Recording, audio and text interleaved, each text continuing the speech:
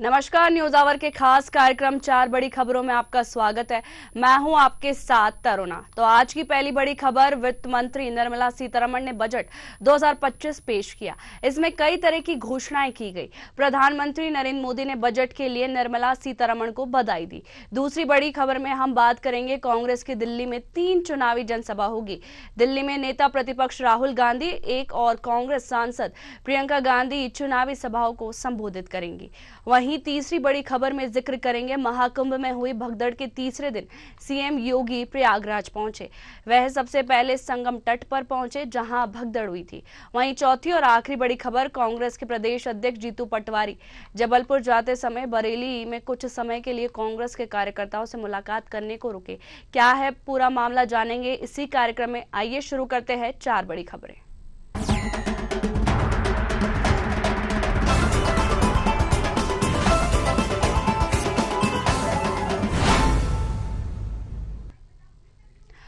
निर्मला सीतारमण ने बजट 2025 पेश किया। इसमें कई तरह की घोषणाएं की गई। प्रधानमंत्री नरेंद्र मोदी ने बजट के लिए निर्मला सीतारमण को बधाई दी। पीएम ने कहा, हर कोई आपकी प्रशंसा कर रहा है, बजट बहुत अच्छा है। वहीं कांग्रेस ने बजट को लेकर केंद्र सरकार पर निशाना साधा। कांग्रेस नेता जयराम रमेश ने कहा, बजट में बिहार के लिए सौगात है और आंध्र प्रदेश की क्रूरता से उपेक्षा की गई। उन्होंने कहा, बिहार के लिए रियायतें स्वाभाविक है क्योंकि इस साल के अंत में वहां विधानसभा चुनाव होने वाले हैं, लेकिन एनडीए के दूसरे स्तंभ यानी आंध्र प्रदेश को इतनी क्रूरता से नजरअंदाज क्यों किया गया है। उन्होंने लिखा कि बजट इन बीमारियों को दूर करने के लिए कुछ अच्छा नहीं कर रहा है, केवल आयकर दाताओं के लिए राहत दी गई है। अर्थव्यवस्था पर इसका वास्तविक प्रभाव क्या होगा, यह देखना अभी बाकी है। उधर कांग्रेस सांसद मनीष तिवारी ने कहा, मैं ये समझने में असफल रहा कि यह भारत सरकार का बजट था या बिहार सरकार का। क्या आपने केंद्रीय वित्त मंत्री के पूरे बजटीय भाषण में बिहार के अलावा किसी अन्य राज्य का नाम सुना है?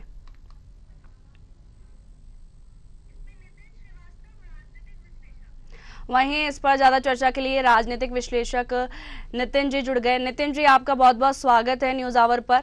आज निर्मला सीतारमण ने 8वीं बार बजट पेश किया है और साथ ही इनकम टैक्स में लोगों को राहत दी है। साथ ही ये भी कहा है कि मिडिल क्लास वालों पर मेहरबान हुई है निर्मला सीतारमण। इसको लेकर आप क्या कहेंगे? देखिए तरुणा जी, काफी ऐतिहासिक बजट है। निर्मला सीतारमण के द्वारा ये 8वीं बार पेश किया गया है। ये भी एक इतिहास है, रिकॉर्ड बना हुआ है।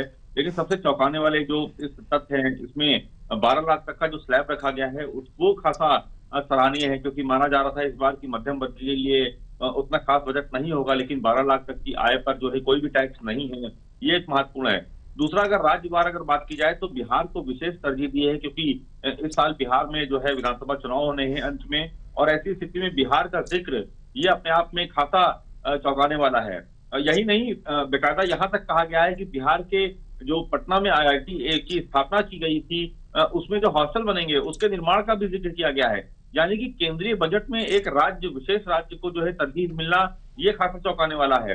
आंध्र प्रदेश को उतना तरजीह नहीं दी गई है, किसी राज्य को उतना तरजीह नहीं दी गई है, सिर्फ बिहार का नाम लिया गया है।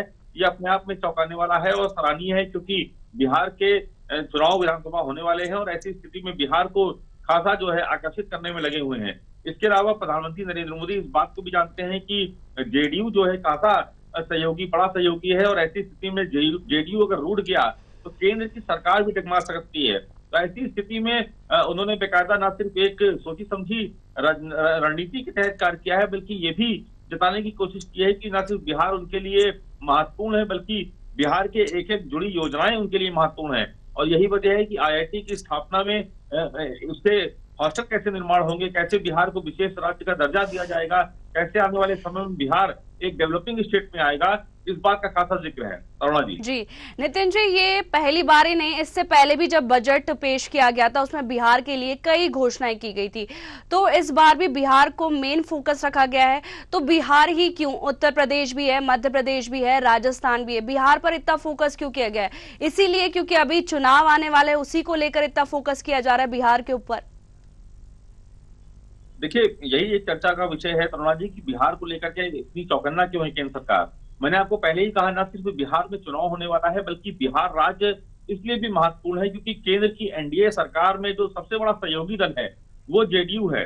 जाहिर सी बात है जेडीयू के संयोजक और उनके मुखिया नीतीश कुमार हैं, जो कि बिहार के मुख्यमंत्री हैं, और अगर वो कहीं ना कहीं डगमगाते हैं, जैसा कि इसके पहले खबरें आई हैं कि वो पलटी मार सकते हैं, वो फिर से एनडीए का साथ छोड़ सकते हैं, तो ऐसी स्थिति में उनको खुश करना, उनको पकड़े रखना और उनको ये बात पर जताना कि एनडीए का सहयोगी दल बीजेपी और जेडीयू एक थंब है, ऐसी स्थिति में न सिर्फ बिहार को विशेष राज्य का दर्जा दिया जाना है, बल्कि बिहार की विशेष तरजीह भी दी जा रही है, तो ये खासा महत्वपूर्ण है। लेकिन ये पहली बार देखा गया है तरुणा जी की किसी एक राज्य को लेकर के न सिर्फ उनकी योजनाएं हो, बल्कि राज्य के एक एक योजनाओं के बारे में उस केंद्र की ओर से जिक्र हो।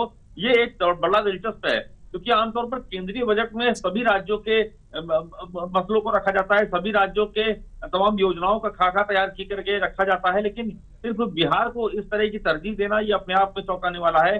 जाहिर सी बात है, न सिर्फ बिहार में इस बार चुनाव है, बल्कि उनके लिए जेडीयू एक खासा किसी तिलिस्म, जादुई तिलिस्म से कम नहीं है।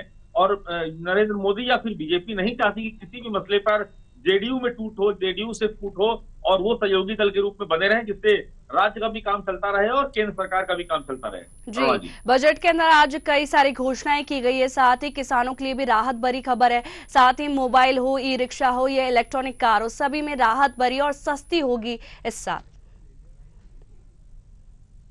देखिए, मिडिल क्लास को खासा कुछ करने वाला बजट है, और सबसे बड़ी बात यह है कि जब 2024 का लोकसभा चुनाव हुआ था, उसके बाद का ये पहला बजट है, आम बजट है। तो ऐसी स्थिति में मिडिल क्लास माना जा रहा था कि खासा परेशान है, महंगाई से त्रस्त है, बेरोजगारी से त्रस्त है, तमाम मुद्दों को लेकर के त्रस्त है। तो ऐसी स्थिति में केंद्र सरकार ने सोची समझी रणनीति के तहत ये बजट तैयार किया है, जिसमें जो मिडिल क्लास के अप्रोच वाली चीजें हैं, न सिर्फ उनको सस्ती की गई है, बल्कि बहुतायत में उपलब्ध हो, इस बात पर भी खासा जोर दिया गया है। और यही वजह है कि मोबाइल से लेकर के ई रिक्शा से लेकर के तमाम ऐसी कॉमन चीजें सस्ती की गई हैं, जिससे सीधे सीधे सरोकार मिडिल क्लास का होता है, आम जनमानस का होता है। जी, बुजुर्गों को भी इनकम टैक्स के अंदर बड़ी राहत दी गई है इस बार के बजट में, क्योंकि जो पिछले साल का बजट था और इस साल के बजट में मिडिल क्लास पर खासा फोकस किया गया है, और साथ ही कई चीजें उनको कम भी किया गया है, जैसे वो इलेक्ट्रॉनिक्स हो या फिर इनकम हो, उसको लेकर भी।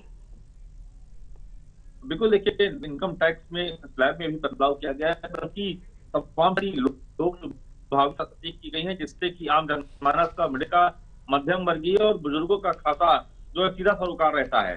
साथ ही साथ इस बात पर भी जोर दिया गया है कि कैसे युवाओं को जो है वो आगे बढ़ाया जाए, उन पर भी फोकस किया गया है।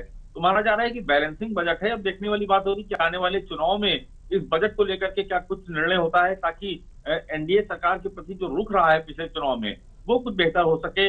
राज्यों में कितनी जो फूट थी, कितनी उनके साथ में सहयोगी दल थे, वो कितना खुश हो पाते हैं, इस बात का बजट में खासा ख्याल रखा गया है। तो आने वाले समय में बजट को लेकर के क्या कुछ रूपरेखा रहेगी, कैसे बजट को लोग सराहना करेंगे, वो आने वाले समय के चुनाव बताएंगे। लेकिन फिलहाल का जो बजट है वो सभी वर्ग के लोगों को ध्यान में रख करके बनाया गया है, और यही वजह है कि महिलाएं हैं, बुजुर्ग हो, बच्चे हो या फिर नौजवान हो, इन सबका जो है खासा ख्याल रखा गया है बजट में। जी, तमाम जानकारी के लिए आपका बहुत बहुत शुक्रिया नितिन।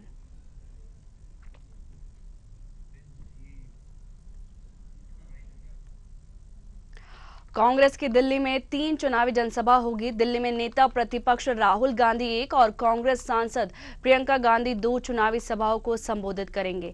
राहुल गांधी शाम 5 बजे सदर बाजार विधानसभा में जनसभा करेंगे। वहीं प्रियंका गांधी चांदनी चौक विधानसभा और नई दिल्ली विधानसभा में कांग्रेस प्रत्याशियों के पक्ष में जनता को वोट देने की अपील करेंगी। दिल्ली में 5 फरवरी को सभी 70 सीटों पर वोटिंग होगी। वहीं 8 फरवरी को नतीजे घोषित किए जाएंगे। 70 विधानसभा सीटों के लिए कुल 699 उम्मीदवार मैदान में है। विधानसभा का मौजूदा कार्यकाल 23 फरवरी को खत्म हो रहा है।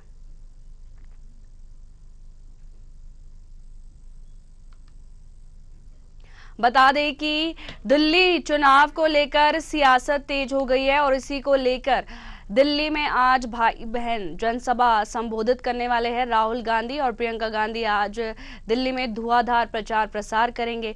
बता दें, प्रियंका गांधी 2 सभाओं को संबोधित करेंगी, वहीं राहुल गांधी एक जनसभा को संबोधित करेंगे।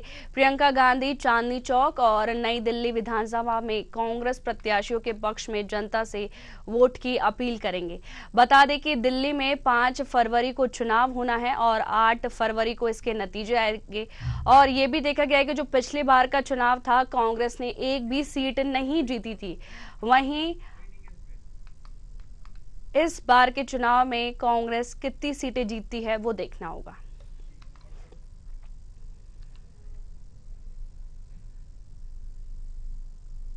महाकुंभ में हुई भगदड़ के तीसरे दिन सीएम योगी प्रयागराज पहुंचे। वह सबसे पहले संगम तट पर पहुंचे जहां भगदड़ हुई थी। कुंभ मेला अधिकारी विजय किरण आनंद ने घटना की वजह पूछी। करीब 10 मिनट तक योगी वहां रुके, अफसरों से सवाल किए। इसके बाद सीएम सतुआ बाबा के पट्टाभिषेक कार्यक्रम में पहुंचे। यहां राम भद्राचार्य से आशीर्वाद लिया। इस दौरान सीएम योगी ने कहा, कुछ लोग लगातार गुमराह कर सनातन धर्म के प्रति षड्यंत्र करने से बाज नहीं आ रहे, लेकिन सनातन धर्म का कोई बाल बाका नहीं कर सकता है। महाकुंभ में मौनी अमावस्या देर रात संगम नोज इलाके में भगदड़ हुई थी और सरकार के मुताबिक हादसे में 30 की मौत हुई है और 60 लोग घायल है।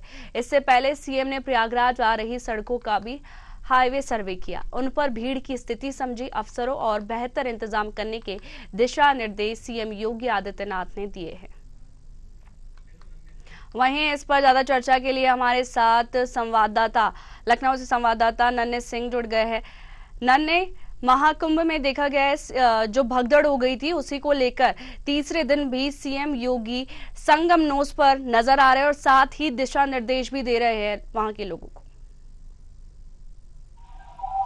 जी कल्ला जी, हम बताना चाहेंगे त्रिवेणी संगम में आज मुख्यमंत्री योगी आदित्यनाथ आज पहुंचे और यहाँ जो है उपराष्ट्रपति गंगा के जो है स्नान पर्व में वो शामिल हुए। हालांकि बात की जाए यहाँ जो संत है जो सतुआ बाबा जो है और सतुआ बाबा का आज पट्टाभिषेक किया गया था, उसमें धर्म है वो शिरकत किए। यहाँ पे जो राम भद्राचार्य थे उन्होंने जो इसका पट्टाभिषेक का आयोजन कराया था। लेकिन हालांकि बात की जाए आज त्रिवेणी संगम में आस्था की डुबकी थी, करोड़ों की संख्या में श्रद्धालु आए थे। मौनी अमावस्या पे आज दूसरे दिन का मुख्यमंत्री योगी आदित्यनाथ त्रिवेणी संगम में पहले अधिकारियों के साथ पहुंचे। मेला अधिकारी विजय किरण आनंद के साथ कुंभ मेला और यहाँ डीआईजी सिद्ध बाबू के साथ वो मौके से भी वहाँ पहुंचे। जिस तरह जहाँ भगदड़ मची थी वहां से उन्होंने देखा और वहाँ की किस तरह से भगदड़ मची थी। उसके बाद उन्होंने हवाई सर्वेक्षण भी किया और कई जगह से जो रास्ते जाम हुए थे कहाँ से जाम है।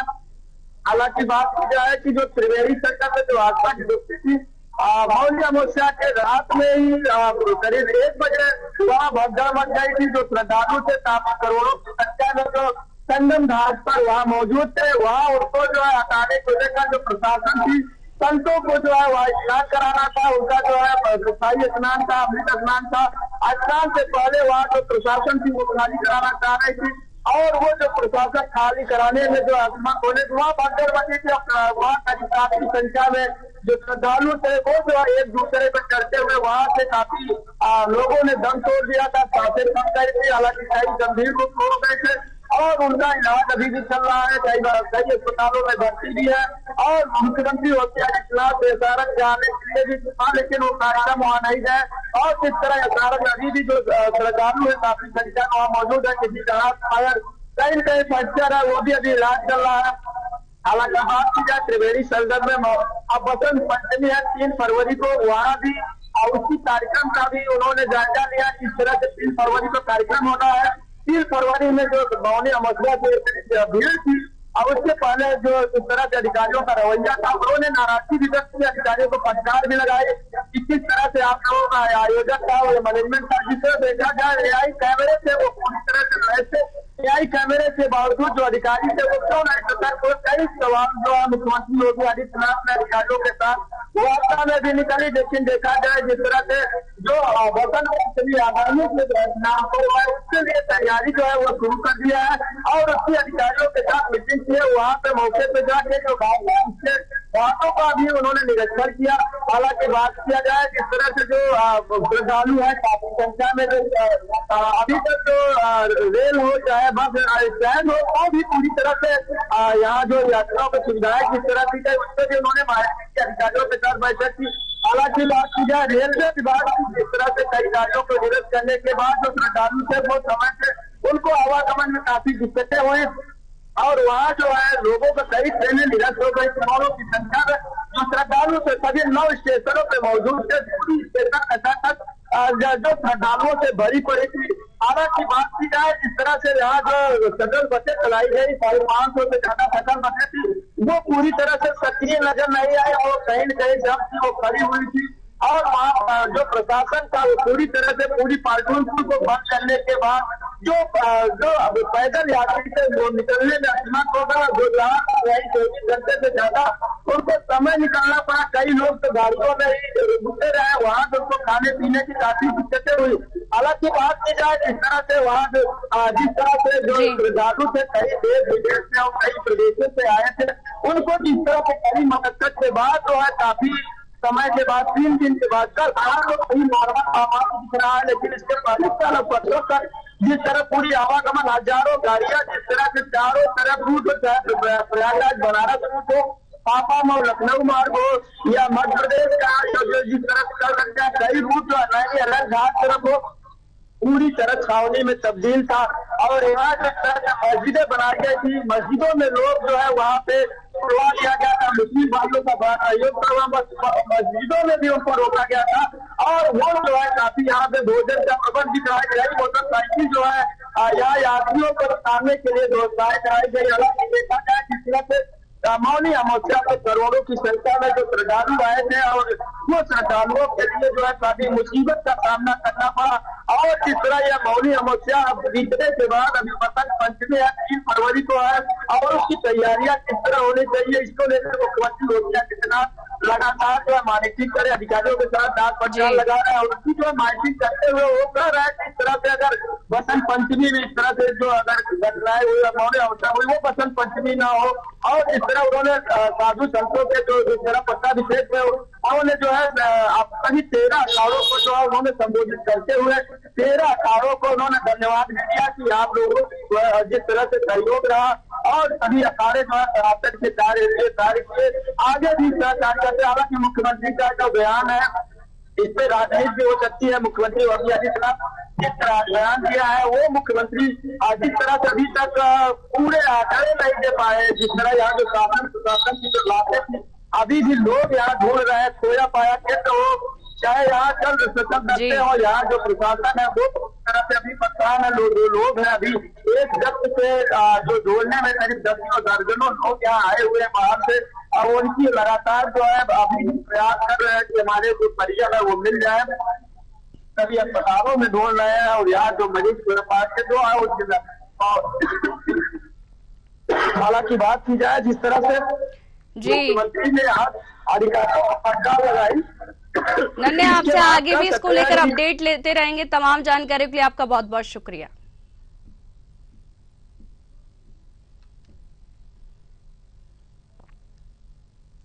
कांग्रेस के प्रदेश अध्यक्ष जीतू पटवारी जबलपुर जाते समय बरेली में कुछ समय के लिए कांग्रेस के कार्यकर्ताओं से मुलाकात करने को रुके। इस दौरान उन्होंने मीडिया से चर्चा के दौरान बजट पर कहा कि मोदी के सूट बूट की सरकार में गरीब आदमी आम आदमी गरीब होता जा रहा है। देश के 80 करोड़ लोग गरीबी रेखा का राशन ले रहे हैं और अमीर आदमी विदेश की नागरिकता ले रहे हैं। कुंटलों में सोना पकड़ता है और 3 एजेंसियां इनकी जांच करती है और अभी तक ये पता नहीं कर पाए आखिर सोना किसका है। केंद्र सरकार इस समय 270 लाख करोड़ के कर्ज में आ गई है और देश का कोई ऐसा राज्य नहीं है जो कर्ज में ना हो।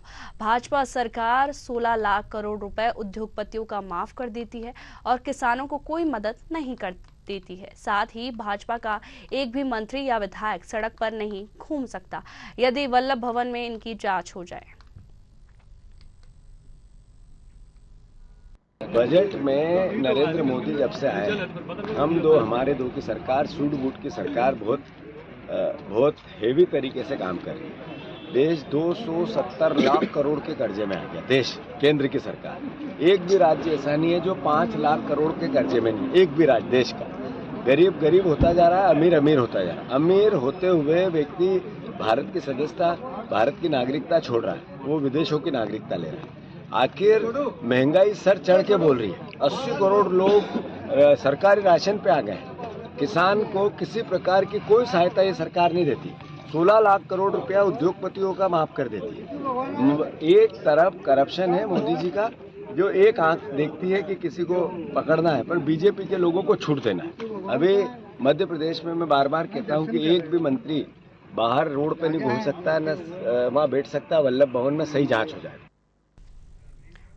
बता दें कि बजट 2025 को लेकर सियासत तेज हो गई है। वहीं पीसीसी चीफ जीतू पटवारी ने सरकार को घेरा है और साथ ही कई गंभीर आरोप सरकार पर लगाए। वहीं इस पर ज्यादा चर्चा के लिए हमारे साथ मनीष सिलावट जुड़ गए हैं। मनीष, बजट 2025 पेश किया गया है और इसी को लेकर सियासत गर्मा गई है। साथ ही पीसीसी चीफ जीतू पटवारी ने बयान दिया है कि मोदी सरकार सूट बूट में रहती है और गरीब होता जा रहा है और अमीर होता जा रहा है।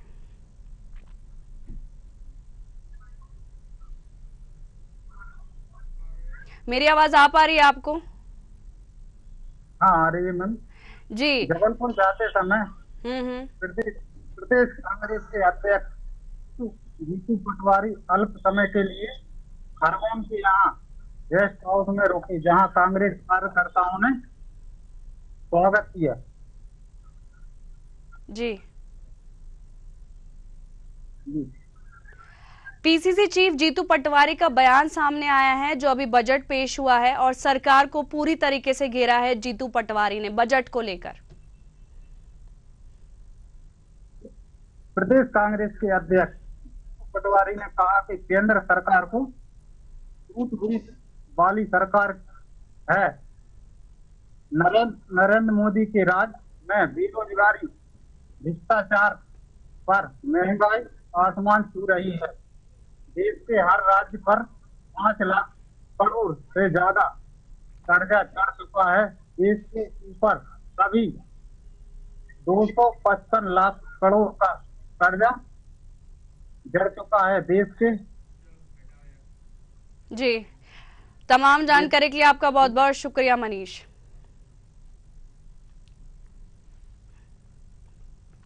फिलहाल 4 बड़ी खबरों में इतना ही। मुझे दीजिए इजाजत। नमस्कार।